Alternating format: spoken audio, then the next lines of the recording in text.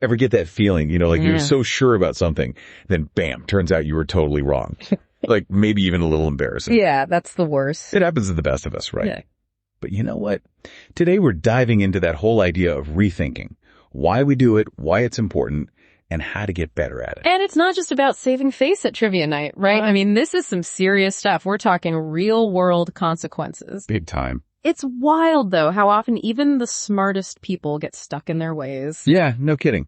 Okay, so to guide us through all this, we've got Adam Grant and his book, Think Again. Oh, great book. It's like a full-on workout for your brain. Yeah. Helps you stay sharp and avoid those mental ruts. I like that. Mental rut. We've all been there. Anyway, Grant starts with this story about the rise and fall of BlackBerry.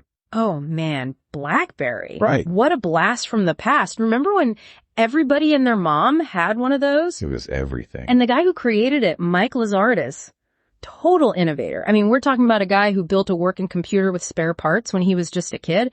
He was all about pushing the limits. So what happened? How did Mr. Innovation miss the whole smartphone thing? Well, that's the million-dollar question, isn't it? You see, Lazaridis, he had this scientific mind, always questioning, always adapting, and that's what made BlackBerry a success in the beginning. But then it's like that same mindset became his downfall. Interesting. How so? He got so attached to what worked before, the keyboard, the business focus, that he was blindsided by how much the world was changing. Wow. So like too much of a good thing. Exactly. And Grant, he calls this the Dunning-Kruger effect. Basically, the less we know about something, the more likely we are to think we've got it all figured out. Okay, that makes a lot of sense. It's like when you first start learning something new, you're all confident. And then boom, you hit a wall. Exactly. And that's when you realize how much more there is to learn. Right. And I feel like that can apply to anything, right? Like driving, relationships, whatever. Oh, absolutely. So what you're saying is a little knowledge can be, well, a little dangerous. You got it. And Grant, he calls this the beginner's bubble. It's like you're at the top of this mountain of confidence, but you don't realize how high up you are until you start to climb down. Oof, that's a scary thought. So how do we avoid getting stuck in that beginner's bubble in the first place? Or if we're already there, how do we climb down without, like, tumbling down the mountain? So we're teetering at the top of Mount Stupid.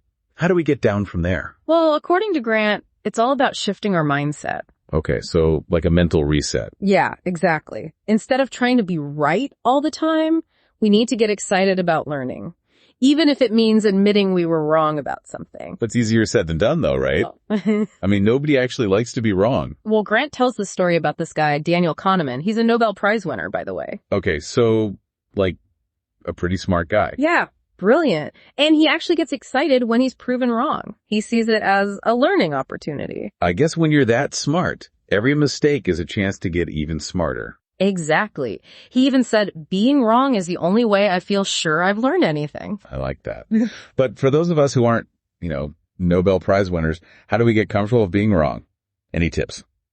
Grant talks about this idea of detachment. There are two kinds.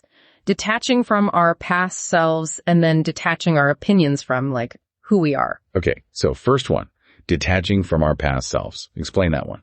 It's basically accepting that we change over time. Right, like what I believed 5 years ago, even 5 minutes ago, might not be what I believe now. Exactly. And it's especially important for people in leadership roles. Yeah. Being able to admit you were wrong, it actually builds trust. Makes sense.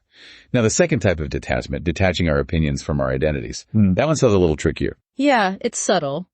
But it's basically recognizing that our beliefs don't define us. We can have strong opinions without making them our whole personality. Right, because if our opinion changes, then we haven't, become a different person. Right. And Grant, he has this great anecdote about a 5-year-old who throws a fit when he realizes he's wrong about something. Kids, am I right?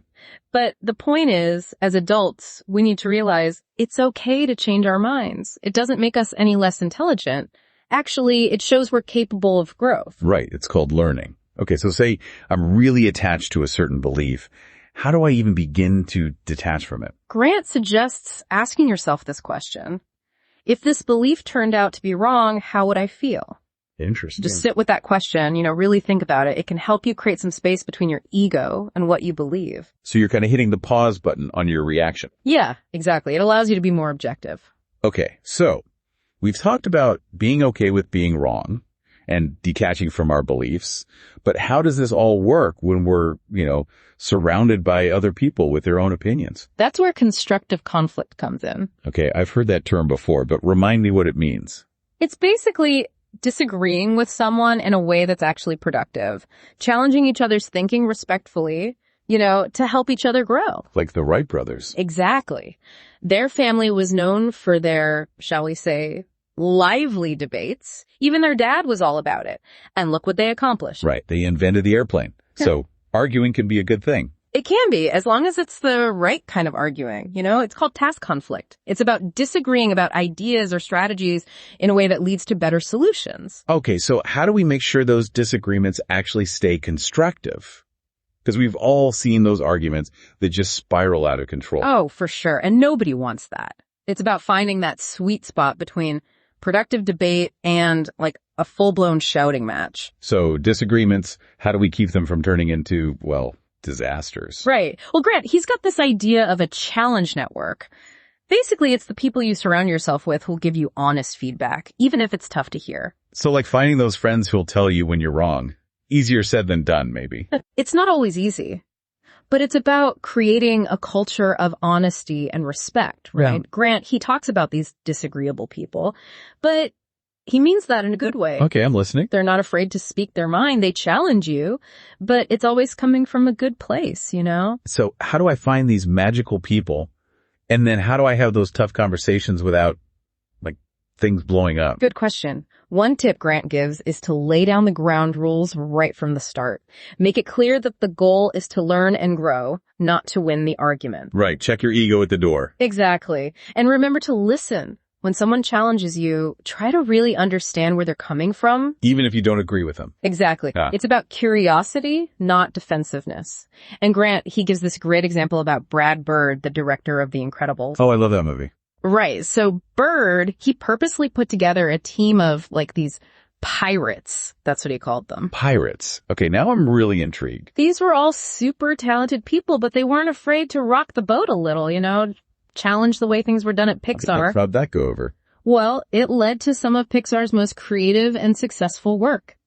That's the power of constructive conflict right there. So it's not about avoiding disagreements. It's about leaning into them. Exactly. It's like a muscle. The more we use it, the stronger it gets. I love that analogy. So every time we hear a different perspective, it's a chance to learn and grow.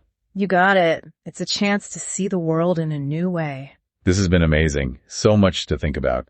Any final words of wisdom for our listeners? Rethinking, it's not a weakness. It's a sign of strength. Be open to new information. Be willing to change your mind. That's more important now than ever, I think. Couldn't agree more. It's about being a lifelong learner, right? Yeah. Always growing, always evolving. 100%. And hey, it's okay to be wrong sometimes. That's how we learn. So go out there, challenge yourselves, and don't be afraid to think again.